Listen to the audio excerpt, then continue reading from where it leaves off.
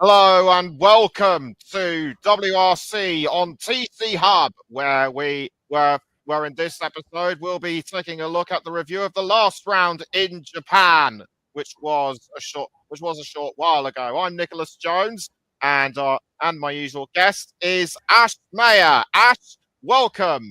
What did you make of the events that went on in Japan? Hi, Nicholas. It's good to be back.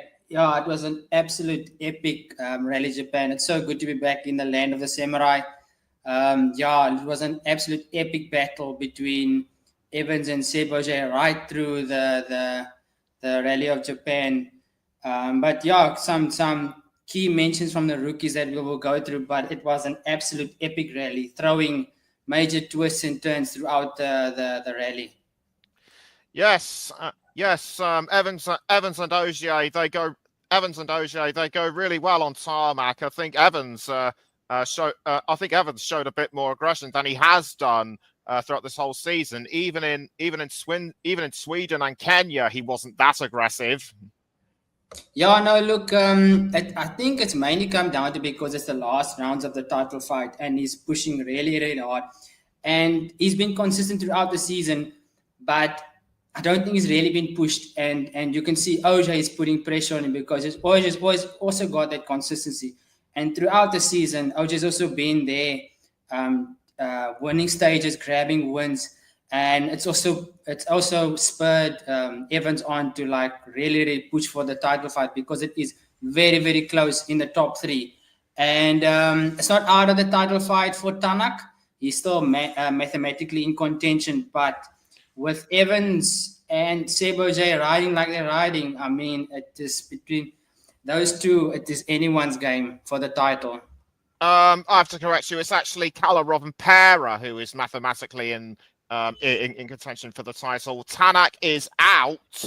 Oh, is he out? Yes. Yes, Rovanperä. Tanak, he's a little over 200 points, so I don't think he'll be able to claw that way back. Kalle Rovanperä is nearly on 250. Okay, yeah, no, that is a bit unfortunate. I still thought Tanak had somewhat of a slim chance. But do you think Ramampera will cling on to those two, even with the issues that he had on stage three of Rally Japan? We had an off in the Cicero stage. Do you think he still got the muster to take on Evans and OJ? That's the first time you've actually asked me that, but that's the first time you've actually asked me a question all season. I personally think it will. I personally think it will be between Ogier and Evans, Ogier and Evans, but take nothing away from Rovanperä. I think he will still give as good as he got. But I think he will. I think he will still give as good as he's got all season. But as you mentioned, it's just so unfortunate for Tanak and Hyundai. The dream is over for them. Yeah, no, it closes a chapter on an exceptional career by Tanak. It's just unfortunate that, I mean, you can say he didn't achieve what he really wanted to by grabbing titles and things, but he has left a mark on the sport. And a special mention by Tanak that did say, not by Tanak, by Yakuza, that he will miss Tanak in the rally. Hopefully, he comes back 2020 season. But I think due to the issues that Hyundai have had over the last 2 years, I think it's become a bit too much for Tanak, and I think he wants a bit of a break. But who knows? Look, I'm looking forward to seeing him maybe 2027 come back and make a return. But for now, we will have to say goodbye to Tanak. It's like some of those great drivers who have been at the sport for a long time. They go, but then they make sporadic appearances. Sebastian Ogier and even indeed Sebastian Loeb have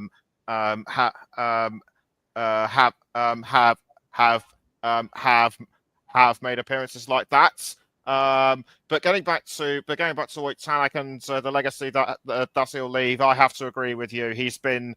he has been one of the top drivers throughout the past decade or so. I first remember him when he competed in the Production World Rally Championship, which of course is now part of WRC2, all the way back in 2010. He so nearly won the Super 2000, the SWRC title in 2011.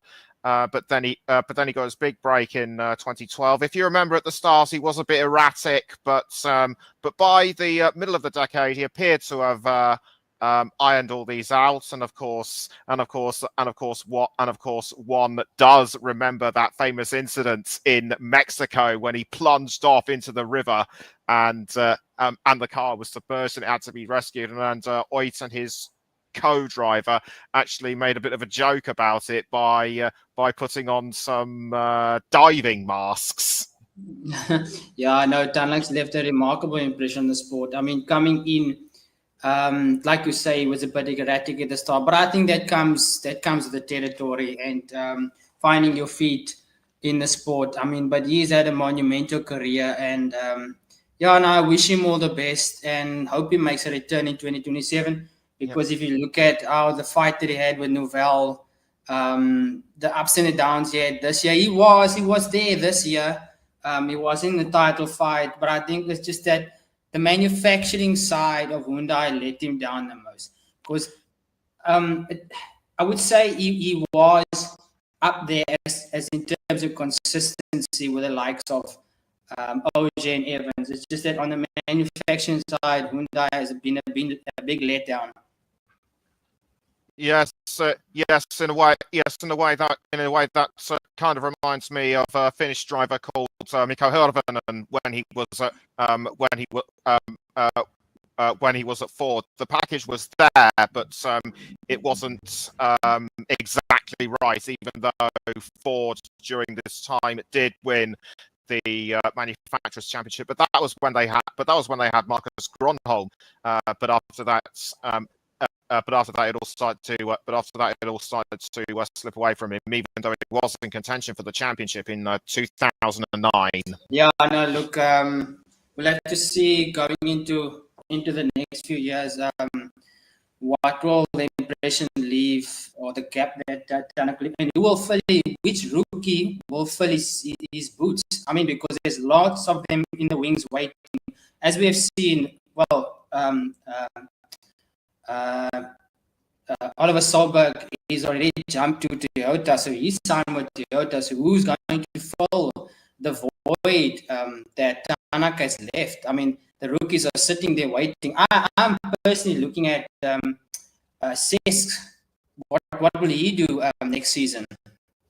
Yes, indeed. I mean, surely he's got to. Sure, this year, but you touched on some of the performances of the rookies in Japan, and the first ever podium for Sami Pajari in what has been a learning year. Now that he's got that under his belt, will he be looking for more podiums next season? Oh no, most definitely. Look, I gotta give Sami Pajari an absolute full credit. He's had a phenomenal season. He's finished in the top 10 for the better part of most of the season, and he's really been up there. Out of the rookies, he's really been a shining light. And I mean, I can only see with the fact that now he's got a first podium. A little bit unfortunate by Takutsa with the mistakes that he made, but I can only look to forward for Sami Pajari. And I'm looking forward to seeing what he's capable of, because I think he's got the bugs out of him, and his next season, I think he'll push. Yes, that certainly will be interesting to see how well he will push, but also But on the other side, disappointing Rally Japan for Josh McAlean, because from what I remember, he was looking forward to it. Yeah, no, look, he had a pretty solid start, but then he got caught out by the Shinshiro stage 3, where Ravampora also had a off. Unfortunately for him, Josh McAleen was out, and Ravampera was able to come back on with, and he managed to fix his suspension. But as for Josh McAleen, it was a bit of an up and down Rally Japan, because I think most people look forward to Rally Japan because of the tarmac and the mixed condition and all the issues that it throws on track. So a bit of unfortunate rally for him, but I mean also a lot a good learning season for him, and I think he can, when we go to Saudi, I think he can pat himself on the back and say, look, he's had a solid season. I wouldn't be too hard on him. No, I certainly wouldn't either. But at least Greg Munster salvaged something for the team. And speaking of the rally, Saudi Arabia, there will Martin Sesks will be there for M Sport Ford, and Ford will also be relying on the experience of Nasser Al Attiyah, a multiple Middle Eastern rally champion. So it will be it'll be great for the team to benefit from his years of experience. But he hasn't driven, but as far as I know, he's not driven a Rally 1 car. So this could be a bit of an upward. So this could be a steep learning curve for him, but he's not afraid to drive anything. I mean, he's won the production rally championship. He's won Dakar.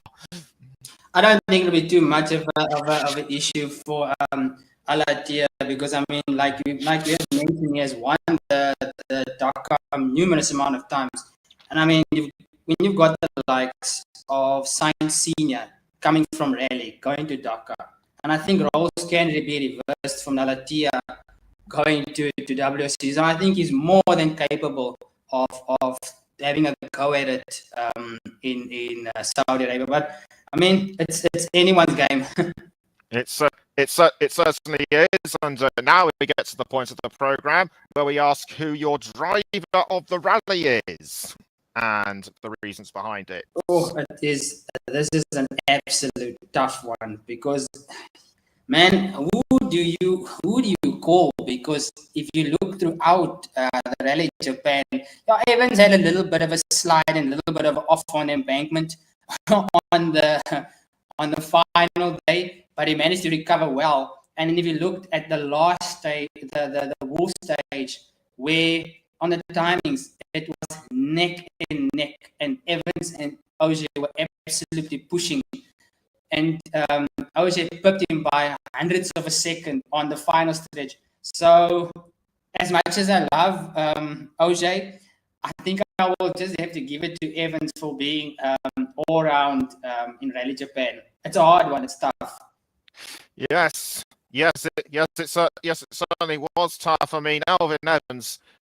Elvin Evans. He's Elvin Evans. I mean, he knows when to push and sort of when not to. And despite the slips and slides that he's had, he was able to push Ogier right to the end in a rally that was sort of across the altitude of San Remo and Corsica, but also the mixed slippery surfaces of Monte Carlo, which I should have mentioned in the last program. Yeah, no, look, Rally Japan always throws a bit of mixed conditions with the fog.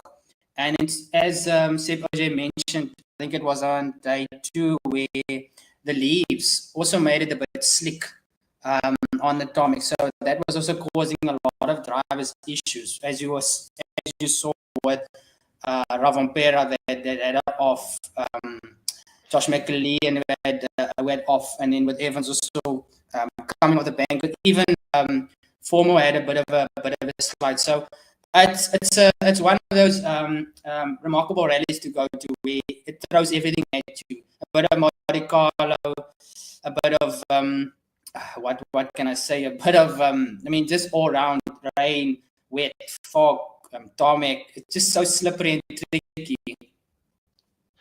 Yes, indeed. And now here's a new part of the show where we talk about some of the other news and rumours that that Ash and I have been talking about off air. We've had a few chats 2027. We know for sure that Lancia will be taking part in in WRC in WRC2 next year, but could they also be competing it in the top class from 27 onwards? Subaru, there's been rumours going about for a few years that they might come back in 2027, and also Renault might be making a return to the series. Some of our listeners may remember the Turbo from the Group B days, but Renault may instead be entering their Romanian sub-brand Dacia. So with 2027 drawing ever closer, could those rumours actually become true? Well, Nicholas, in terms of Dacia, with Dacia's background in rally, and Subaru is also back, and I think they're coming with a new power plant or whatever the case may be with Subaru. Look, those two will be something to look at, and it might lure Tanak to one of those teams. And then in terms of Dacia, with their background in the car, also one to look at. I don't think Subaru and Lancia will make much of an impression in 2027, depending on the package that they come with and the drivers that they manage to get. I think in the next, I would say 3 years for them really to start throwing wind at the title fight. But who knows? I could be very wrong. I mean, these guys, the manufacturers have a history of WRC titles, WRC wins, and they've got the backing of major sponsors and so forth. So I mean, it's up in the air for me. Yes, indeed, and something else that could be up in the air are a couple of rallies. For the past year or so, Aberdeen City Council in Scotland has been putting forward proposals to Scotland for 2027. The Scottish Forest Stages, from what I've seen and remembered from the videos and indeed on TV, they're very fast and flowing, but they're very different compared to Wales because they're more tree lined. So if Rally GB was to indeed be in Scotland, that would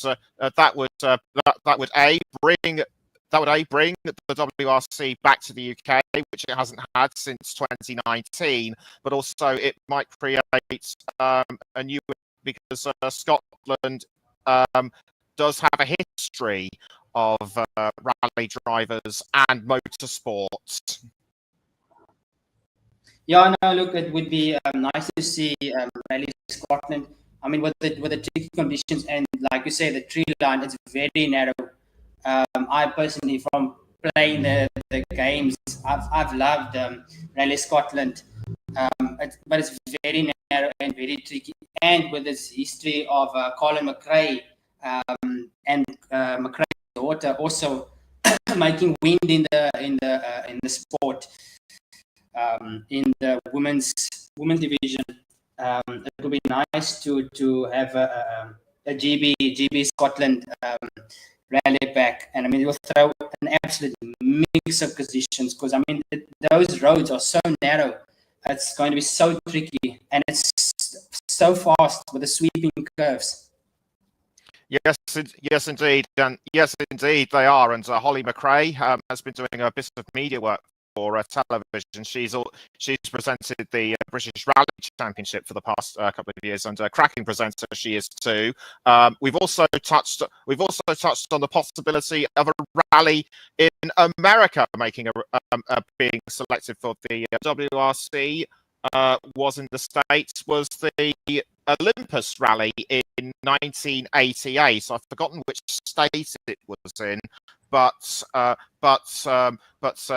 there are rumours that that's an official WRC round in the USA could be in the country and forest roads of Tennessee.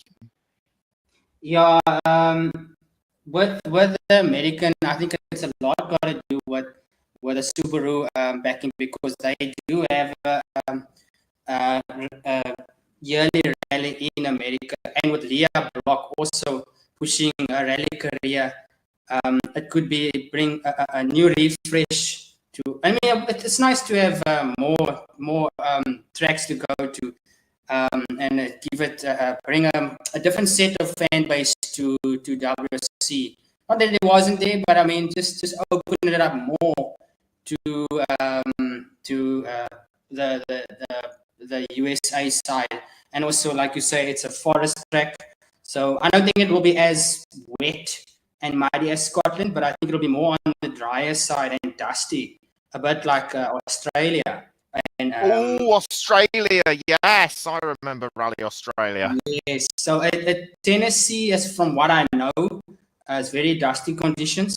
So we'll have to see. It might be a bit of a rally Australia. Who knows? But I will definitely look forward to it. Yes, and yes, just like the UK, just like the UK, there are people in America who are super crazy about rallying, but I'm also personally hoping that in the next few years we could see events back in places like are also very keen on rallying. But now we turn our attention to the Drivers' Championship, and as we mentioned at the top of the show, it'll be winner takes all between Elvin Evans and Sebastian Ogier. Yeah, no, those two are in an absolute battle of the ages. It's like you've come to the Colosseum, and these two are just going toe to toe.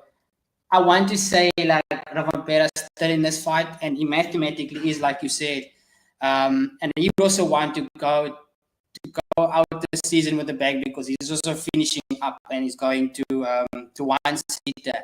But I have to say the way Evans and Ogier have been driving this season, I mean this year has been remarkable. I mean we are spoiled to have like the top three drivers absolutely going heavy and toe at it, and you having an absolute legend, Seb Ogier, still up there grabbing stage wins, setting podiums, setting times by hundreds of a second, popping, and then you've got Evans who's just completely going full out. It's just going. Indeed, and those two have actually taken the championship down to the wire before in 2020 and 2021. Same drivers, same cars, but I have to say this year it's going to be a lot more intense. Callum Rovanpera, as mentioned, still mathematically in with a chance, but for Tanak and Neuville, their dreams are over. Yeah, no, it's unfortunate for Tanak and Neuville. I mean, for Neuville, especially coming in as the reigning world champion, and it's been absolutely woeful. I mean, even at Monte Carlo, where he couldn't find his feet, and the technical issues and electrical issues they've had throughout the season with Hyundai, it's just been. I think for him, he just wants to call it a day and just move on to next season. And nothing for Tanak. I think the thing what really set him off over the cliff to leave the sport is just that we expected more from Hyundai. And, you know, you've got Neuville obviously has himself to blame for a lot of issues that he's caused. But, I mean, you can't take away from the fact that also with the new tire regulations and stuff, it's made a bit tricky for them. And Hyundai have just not been able to find the balance with their cars and then the technical issues also. Yes, indeed, and for Hyundai, their seats still remain open for next year. So now onto the Manufacturers' Championship. So really not much else to say apart from who will take the seats of Hyundai and M Sport Ford, but also congratulations to Oliver Solberg and the rest of the gang for just so that it just shows Toyota's brilliance.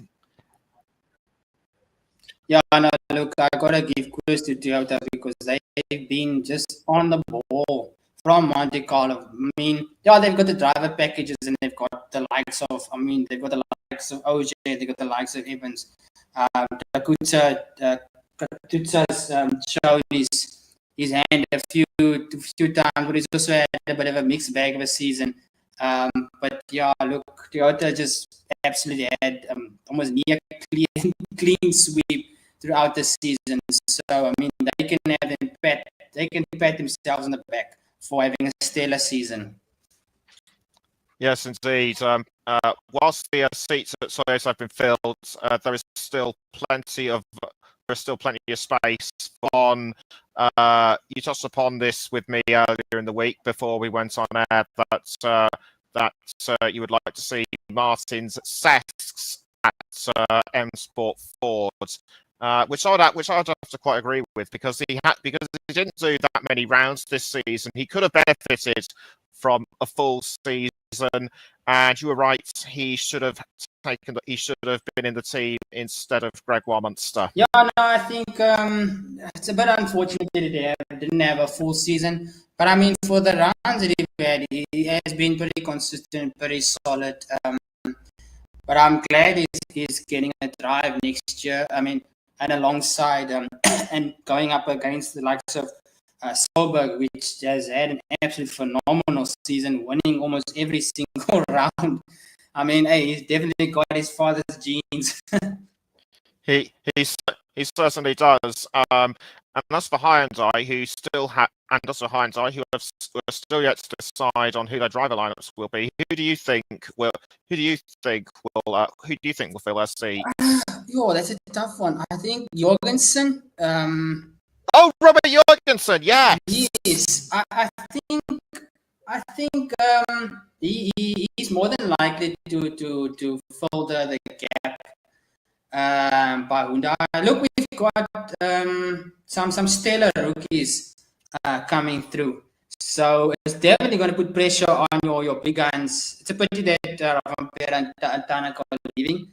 But we've got Sami PPR in the mix. We've got McAlean in the mix.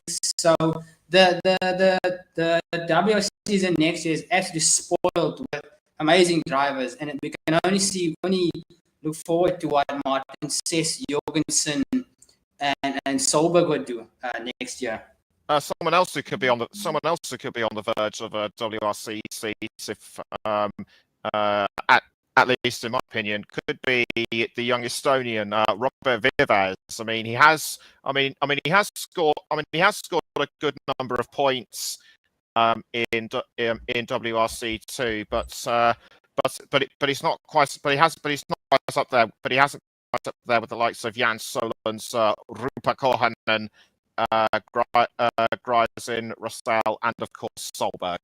Yeah, no, I'd give him another season to find his feet, even though he has grabbed some points. I just think at the moment, with the current crop of rookies, I just think he hasn't been there.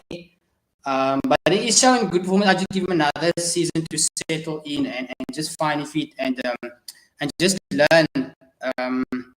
Give him another season to learn. Okay, so now that that's out of the way, we turn our attention to the final rounds, the Rally Saudi Arabia, which will be at the back end of November. So in just over a week's time.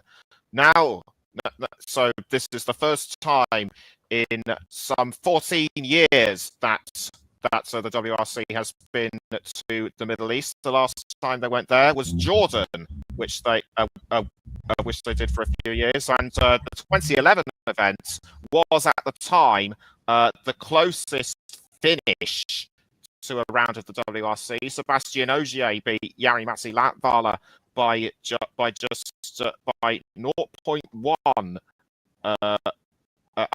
No, it was 0.2 seconds. Is now, and for most of the drivers, apart from Sebastian Ogier, this is going to be a completely new ball game for them because it's not just gravel, it's also sand and other bits and pieces. But I think the WRC stages will be a lot different to what we usually come to expect in the Dakar. Yeah, no, look, I think with the sand will throw up a bit of slippery conditions for the drivers. And like you mentioned, OJ being one of the few that actually know the course, it can be in his favor to just take it over the line with the championship. Not to say that, I mean, this is WRC. Anyone on any given day can make a mistake, can have a manufacturer's fault. But I just think it's in OJ's favor, and the ball is solidly in his court to take this title. It's going to go down to the wire, which it's going to throw up an absolute fireworks of a finish. Yes, and also do not forget the Super Sunday points and the Power Stage points will come into it as well. So it'll be who finishes ahead of each other, and and C, who scores the most points. Yeah, I know. Look, if we look at this, the way OJ and Evans attacked the Wolf Power Stage in Japan was, I mean, these two are absolutely going heavy and tongs at the last stage, at the Power Stage. And I mean, if you can have a consistent rally and grab points throughout the rally, I mean, yeah, I don't know. It's a difficult one to call with these two because they are neck and neck. It certainly is. I personally look forward to watching that last round and see how events develop, and you can catch our thoughts on it when we do our roundup at the final round at the beginning of December. I've been Nicholas Jones. Thanks to LCU for our review of Saudi Arabia in around 2 weeks' time. So until then, good.